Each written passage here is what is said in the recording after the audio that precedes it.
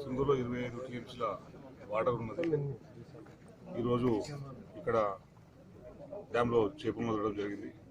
దాదాపు 60 లక్షల చేప పిల్లల్ని సింగూరు డ్యాంలో వదులుతున్నది. దీనివల్ల ఎవరైతే చేపలు పట్టడమే వృత్తిగా బతుకుతున్నారో వాళ్ళందరికీ కూడా జీవనోపాధిగా ఇది పనికొస్తుంది. గత 3 సంవత్సరాలుగా సింగూరులో నీళ్లు లేకపోవడం వల్ల చేపలు వదలలేకపోయినాం. చాలామంది కూడా జీవనోపాధి కోసం చాలా కష్టపడాల్సి వచ్చింది. ఇప్పుడు చుట్టుపక్కల ఏదైతే గ్రామాల ప్రాంతాలు ఉన్నారో ప్రాంతాల ప్రజలు ఉన్నారో వాళ్ళందరూ కూడా సొసైటీలుగా ఉన్నారో వాళ్ళందరికీ కూడా ఇది ఉపయోగపడుతుంది. రాష్ట్ర ప్రభుత్వం రాష్ట్రం మొత్తం అన్ని ప్రాంతాల్లో కూడా చేపలు పట్టే వారికి మత్స్యకారుల కోసం చేప పిల్లల్ని చెరువులలో వదులుతుంది. ఇది కూడా వాళ్ళ జీవనోపాధికి పనికొస్తుందని చెప్పి మేము తెలియజేసుకుంటూ, ప్రత్యేకించి మా సింగూరు ముంపు ప్రాంతాలు ఏదైతే ఉన్నాయో వాళ్ళందరి ప్రజలకు కూడా ఇప్పటి వరకు జీవనోపాధి లేదనుకున్నారో చేపలు పట్టే వాళ్ళందరికీ కూడా ఉపయోగపడుతుంది. స్వయం ఉపాధి కోసం కూడా ఉపయోగపడుతుందని చెప్పి ఈ సందర్భంగా మీకు తెలియజేసుకుంటున్నాను. అయితే ప్రత్యేకించి ఇంకా ఇది రిజర్వాయర్ కనుక ఇంకా చేపలకు సంబంధించిన ఎక్కువ మందిని బెనిఫిషియర్స్గా దీనిలో చేయడానికి మేము చర్యలు తీసుకుంటాం. ముంపు ప్రాంతాల్లో ఉన్న ప్రజలు చాలామంది కూడా వివిధ ప్రాంతాలకు వలసలు పోయి బతుకుతున్నారు. అక్కడ కూడా వాళ్ళ జీవనోపాధి కూడా బాగా అంత మెరుగైన పరిస్థితి లేదు కనుక ఇక్కడ వాళ్ళందరికీ కూడా మనం చేపలు పట్టే వృత్తి ఎవరైతే ఉన్నారో చేపలు పట్టడంలో నైపుణ్యం కలిగిన వాళ్ళు ఉన్నారో వాళ్ళందరికీ కూడా ఇక్కడ చేపలు పట్టడానికి ప్రభుత్వం తరఫున పర్మిషన్ ఇప్పించడానికి మేము కృషి చేస్తాం.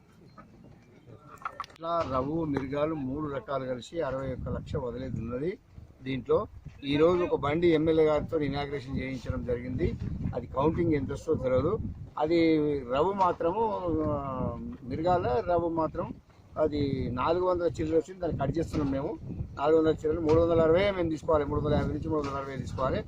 దాన్ని కట్ చేసి ఆయనకు నష్టపరిహారం కట్టిస్తే నువ్వు నష్టం చెందని చెప్తున్నాను, లేకపోతే బండి వాపసు కొడుతుండే. ఎమ్మెల్యే సాబ్ వచ్చింది కాబట్టి ఉంచినాము. ఒక డబ్బా 2 డబ్బాలు ఎక్కువ వచ్చినాయి, చేప పిల్లలు సైజు తక్కువ వచ్చింది కాబట్టి క్యాన్సిల్ చేసినాము.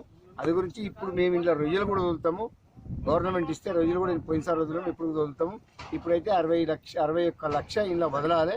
రేపు ఎక్కడ మత్త కేసరంలో రేపు బంద్ వస్తే అక్కడ పెడుతున్నాము. చుట్టుపక్కల మొత్తం మూసుకుంటూ మొత్తం చేసుకుంటాము. ఈ వారం రోజుల్లో కంప్లీట్ చేస్తాము.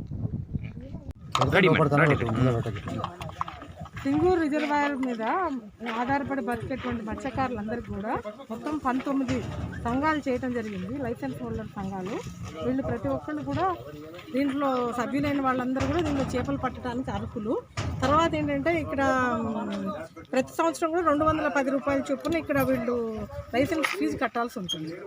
కట్టి లైసెన్స్ రెన్యువల్ చేసుకుంటూ సంవత్సరంలో 10 నెలల వరకు దీంట్లో చేపలు పట్టచ్చు.